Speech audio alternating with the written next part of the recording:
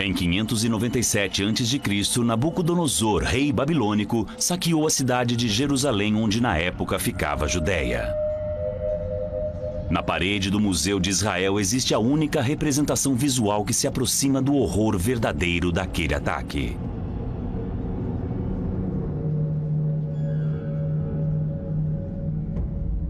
Temos aqui membros da infantaria, altamente treinados, batendo e torturando. 2 judeus infelizes que foram desnudados, e aí começa o processo de arrancar suas peles. Acho que é uma espécie de sinal de desaprovação.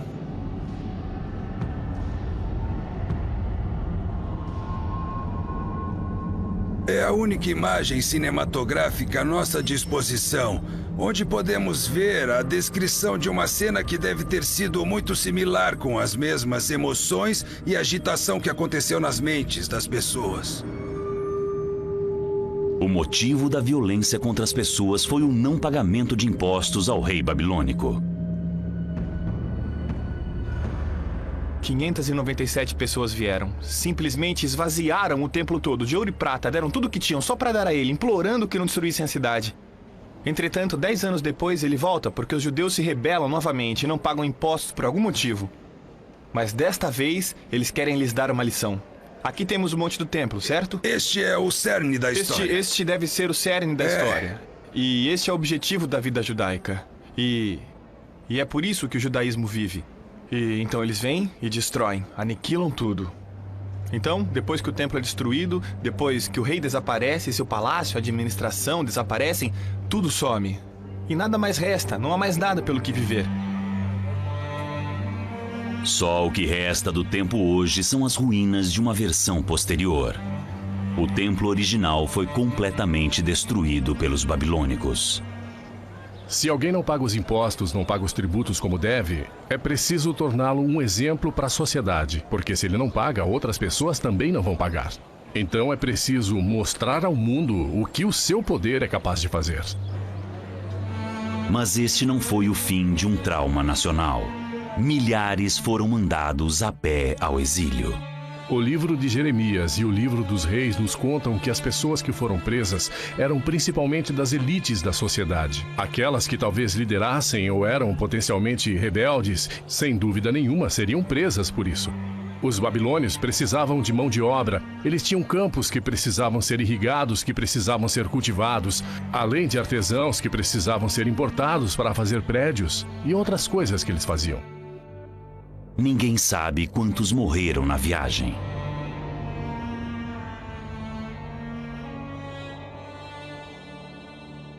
Provavelmente, para muitas pessoas, a sensação era de que aquilo era o fim do mundo conhecido. E talvez até o fim do mundo, propriamente dito. O templo foi destruído. Não havia mais um sacerdócio operante, e isso era primordialmente atribuído à iniciativa divina. Deus estava punindo as pessoas por suas falhas e por viverem além do seu combinado em sua aliança com Ele. A única coisa que não podiam fazer para encontrar conforto era ler a Bíblia, porque ela não existia. Antes do exílio, não temos uma escritura propriamente dita. Temos textos que estão começando a se tornar fidedignos. Mas quanto mais além disso se pode ir, qual a precisão que alguém pode atingir sobre o que era conhecido no Gênesis antes do exílio babilônico, não dá para saber. Se olharmos essa paisagem aqui, que se estende diante de nós, vazia, mas cheia de mistérios e perigos escondidos, de um futuro imprevisível, é exatamente o tipo de ideia que deve ter preenchido a mente daquelas pessoas quando andaram ao longo da estrada sob o poder do exército babilônico, que dava segurança e familiaridade para todo o espaço vazio e para um futuro onde nenhum deles poderia ter imaginado. Mas se a teoria de Irving estiver correta, seu encontro com a poderosa cultura da Babilônia vai ajudar a completar sua escritura incompleta, incluindo a história da inundação e da arca.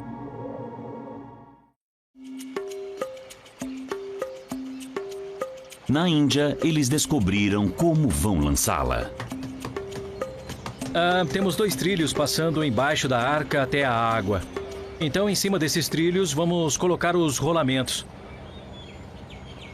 E em cima dos rolamentos, vamos colocar mais um conjunto de trilhos. E sobre esses trilhos, temos a plataforma de lançamento. E depois, em cima da plataforma, está a arca. Quando ela estiver pronta para partir, basicamente, vamos rolá-la para o lago. Eles construíram uma plataforma rígida de aço para levar a arca em sua jornada até o lago. Quando a estrutura combinada entrar na água, a estrutura de metal vai afundar, levando a arca de madeira e junco à sua flutuação. Não tenho bem certeza de como eles podem ter feito isso há 5.000 anos. Este é um desafio e tanto. Acho que a inundação é sem dúvida essencial para a arca, então quando chegar a grande inundação, ela ergue e vai. Mas não temos esse luxo, nem o tipo de ambiente, então vamos ter que encontrar uma solução diferente. Enquanto isso, a equipe de Alessandro começa a impermeabilização. Com a estrutura quase pronta e o método de lançamento acertado, eles precisam colocar a arca na água.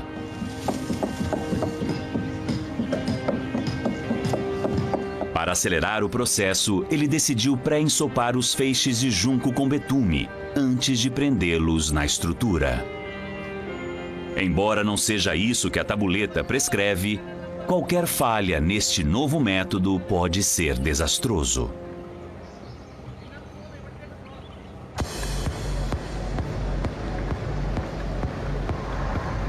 Irving Finkel veio a Berlim em busca da Babilônia antiga. Foi lá que ele acredita que os exilados judeus encontraram a história da inundação e da arca.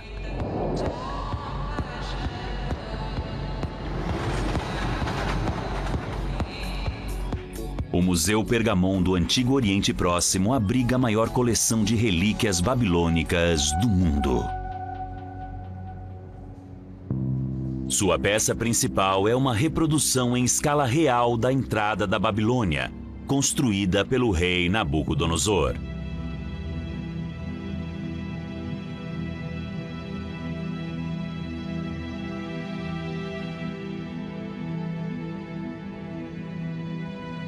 Traumatizados, derrotados e exaustos, os judeus teriam dado seus passos finais para o exílio através desse portal. Além dele, havia um mundo novo, mas que não seria de fato a prisão que eles temiam. A Babilônia era a cidade mais rica e cosmopolita daquela época, uma terra de oportunidades. A Nova York do século VI a.C.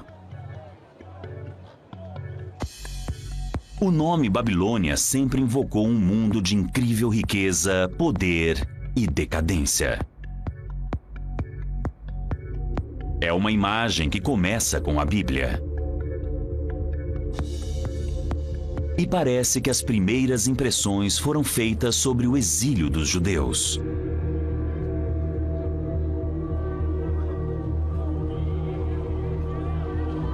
Por exemplo, o gigantesco zigurate no coração da cidade se torna o símbolo máximo da arrogância humana.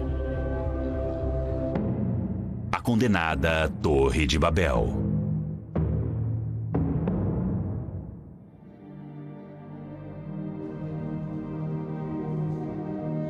Mesmo assim, existem provas de que a Babilônia tratou seus convidados muito bem, segundo a doutora Cornélia Unsch. As pessoas normais não foram mantidas em cativeiro. Elas se tornaram pessoas normais no país, mais especificamente no interior. Definitivamente, temos as famílias reunidas. Por exemplo, elas receberam terras e cultivaram a terra, construíram casas e se deram bastante bem por lá. Eles começaram a adotar a cultura dominante. Imagens do grande deus babilônico Marduk dominavam a cidade. E Marduk aparece em selos e cartões de visita de um judeu chamado Aricam. Temos aqui o próprio Arikam, em uma posição de adoração. Ou seja, ele está com a mão direita para cima, com a palma virada para o rosto. E uma espada na primeira posição, que é o símbolo do deus Marduk, o deus mais importante do panteão babilônico. Arikam não tinha problema em usar esse selo, e por outro lado, Arikam deu nomes hebraicos a esses 5 filhos, e usou o nome de Deus nos nomes deles. Então ele claramente se mostra como alguém de origem judaica, mas por outro lado, também como um típico homem de negócios babilônio. O que vemos é que eles pegaram elementos da cultura local muito rapidamente e começaram a usar nomes que codificam ideias religiosas babilônicas. Até onde foi essa assimilação?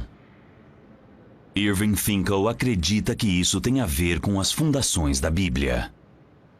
Olá. Oi, meu amigo. Ele está se encontrando com um amigo e colega do Museu de Berlim, Akin Matzan. Claro, Vamos subir, obrigado. Pode ir. Vamos. Juntos, eles reuniram uma coleção inédita de provas forenses, Eis aqui, finalmente, o tesouro famoso. que revela uma reunião extraordinária de ligações entre a literatura babilônica e a escritura judaica. Essa é a famosa peça de Gilgamesh, vinda da terceira Certo. tabuleta. Muito obrigado. Obrigado Divirta-se. mesmo.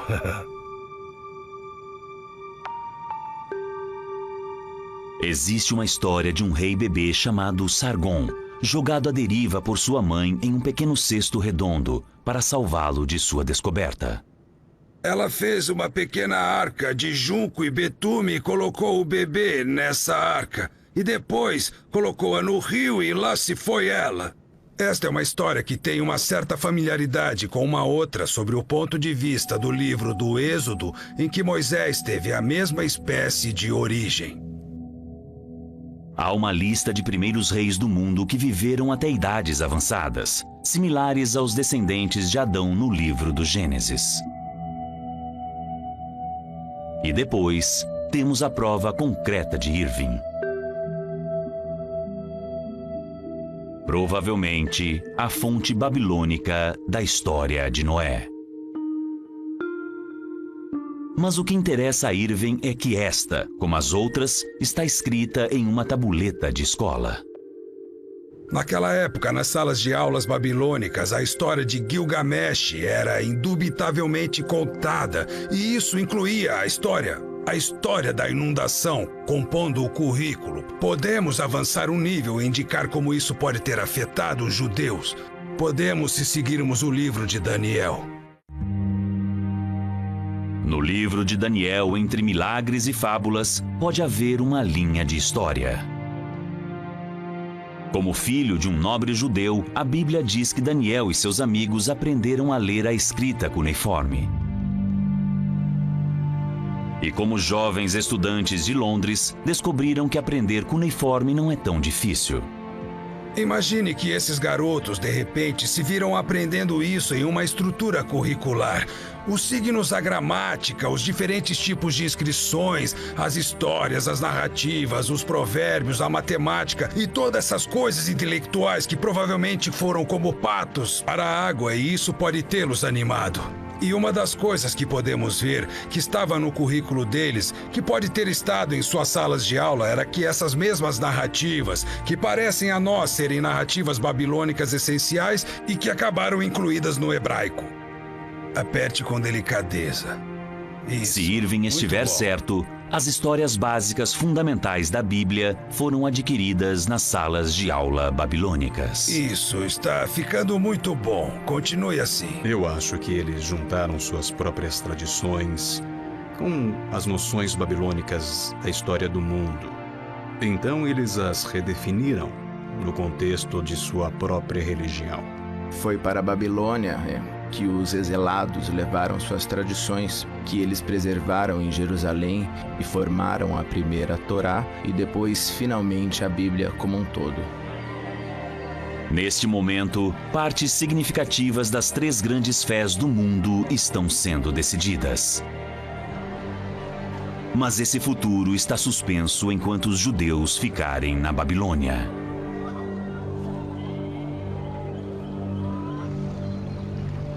Na Índia, o progresso da arca também está parado.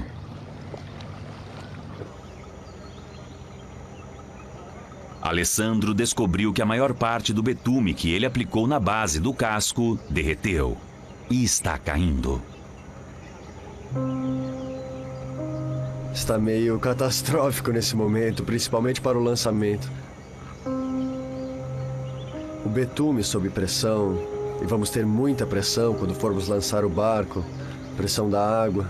Ele se torna ainda mais mole, mais plástico. Então, isso significa que a água pode ser impelida através das ranhuras e dos buracos, e assim vamos ter um vazamento bem grande. Faltam poucas semanas para o lançamento e a arca ainda não está impermeabilizada. Depois de chegar até aqui, o projeto todo pode ruir.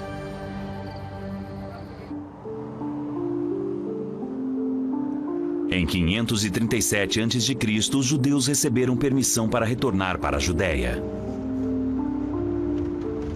Eles começaram o trabalho de reconstrução de Israel antiga com um novo templo e uma única e simples escritura, a Bíblia.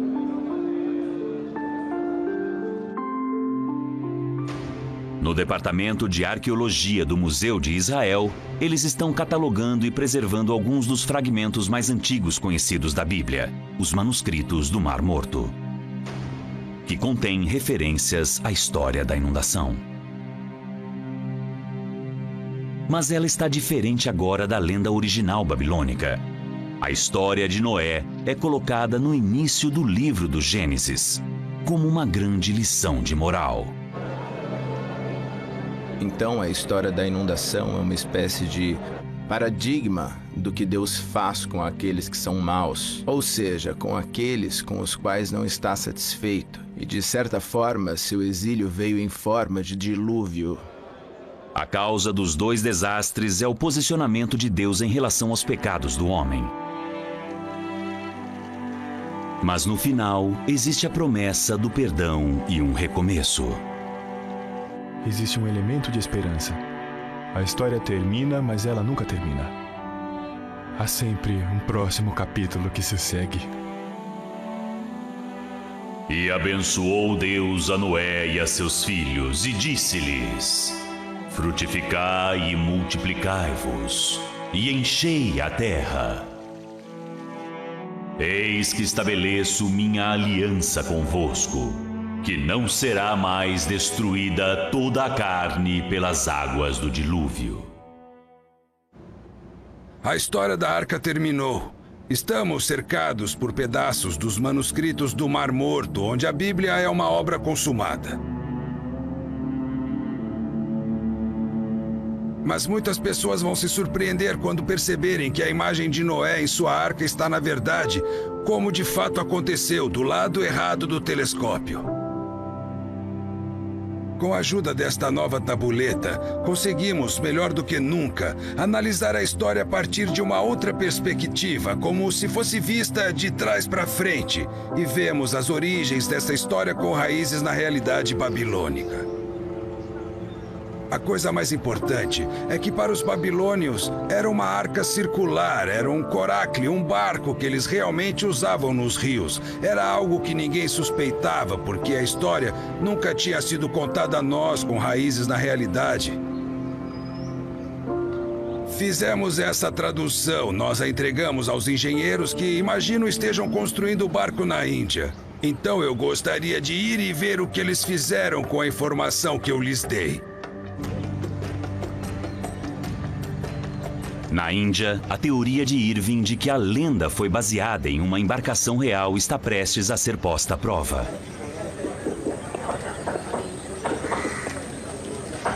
A grande dúvida para a equipe de construção é o betume de Alessandro. Ainda neste estágio, ele está cobrindo buracos e preenchendo rachaduras. Para Irving, todos esses anos de tradução, estudo e investigação trouxeram-no a este momento. Ah, santo Deus! Se não chover bem forte, eu vou ficar muito decepcionado.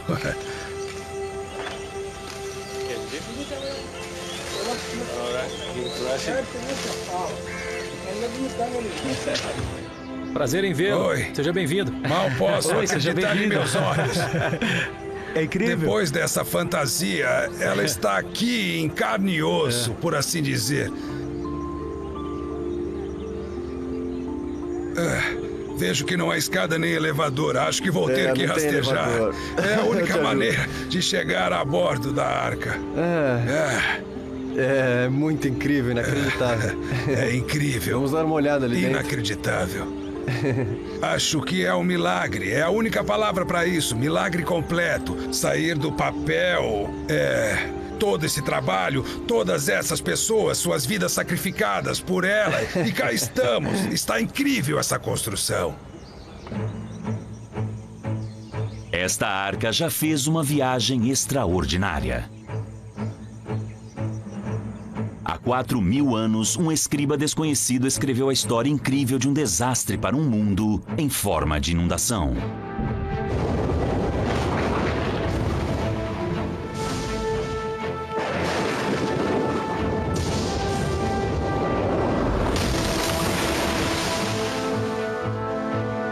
Imaginando uma arca, ele escolheu a única embarcação que ele conhecia.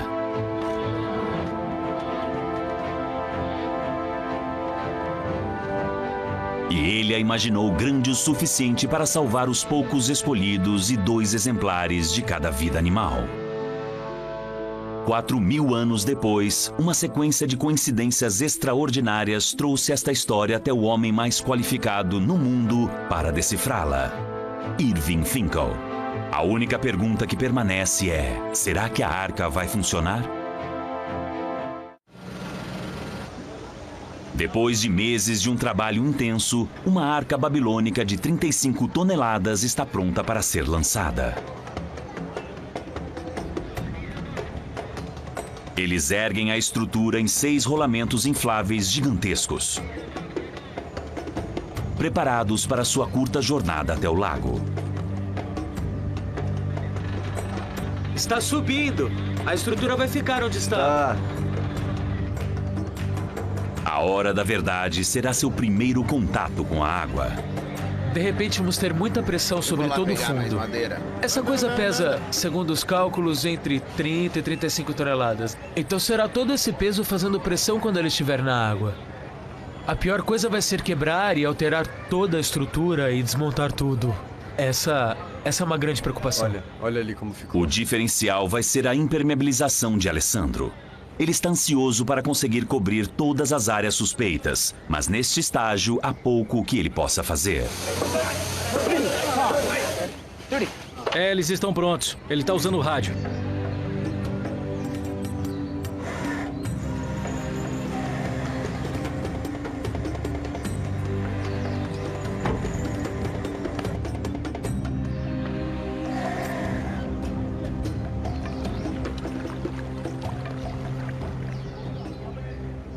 Com a arca na beira da água, a tripulação se prepara para assumir.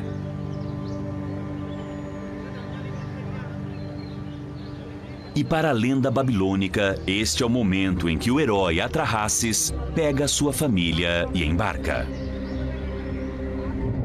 Seguido por todos os animais da Babilônia, de 2 em 2. A arca verdadeira teria prioridades diferentes. Eles calcularam que esta embarcação conseguiria suportar toda a comunidade de pessoas com seus rebanhos embaixo de seus decks.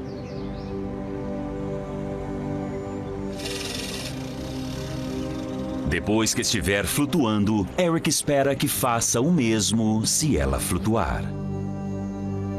A arca é guinchada pelos últimos metros até dentro da água.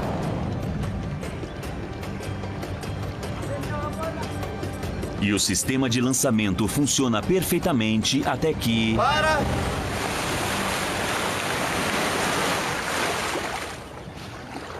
De repente, o rolamento dianteiro se solta, jogando a arca dentro do lago. Irving não sabe que não era assim que o lançamento deveria acontecer. Ela está flutuando, que maravilha. Está flutuando. Consigo ver a coisa movendo. Flutuando, ela não vai afundar. Agora estamos flutuando. Isso é uma coisa boa. Na verdade, a má notícia é que temos uma quantidade enorme de água entrando. Não está claro se o impacto alterou o casco ou se a camada de betume simplesmente falhou. A equipe tenta desesperadamente deter os vazamentos. E cada bomba interior é posta para funcionar. Cuidado aí! Cuidado! Devagar. Enquanto isso, incapaz de conter sua animação, Irving parte para embarcar na sua arca. É o momento com que ele vem sonhando há 30 anos. Bem-vindo. Obrigado. Olá. Oi. A recepção é calorosa, mas as notícias não são boas. Estou muito feliz. Uma grande quantidade de água está entrando, principalmente pelas rachaduras, uma boa quantidade. Nossa. Certo, eu estou vendo. Posso fazer uma pergunta séria? E a orquestra? Ela vai tocar o tempo todo, quero dizer, basicamente. Neste momento, a arca de Irving está tecnicamente afundando.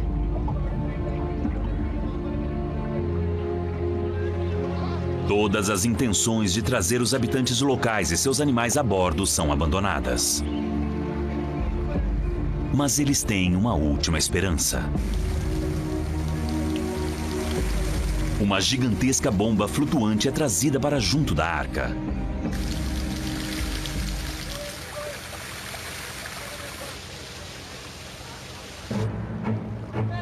E depois de 2 horas estabilizando a inundação, Eric decide que é seguro prosseguir com a viagem pelo lago. Apesar dos problemas com o betume, todos os outros aspectos do projeto desta embarcação antiga deram certo. A arca de Irving provou que ele estava certo.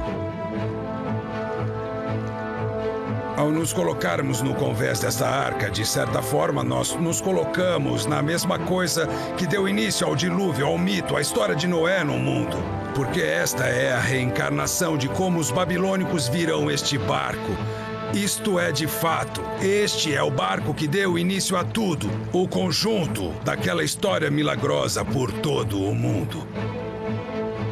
E eu estou em pé nela agora. Ela é uma pedra estável, é completamente confiável. É uma viagem luxuosa, mas a sensação de orgulho e encanto é fantástica. Versão brasileira, A Voice.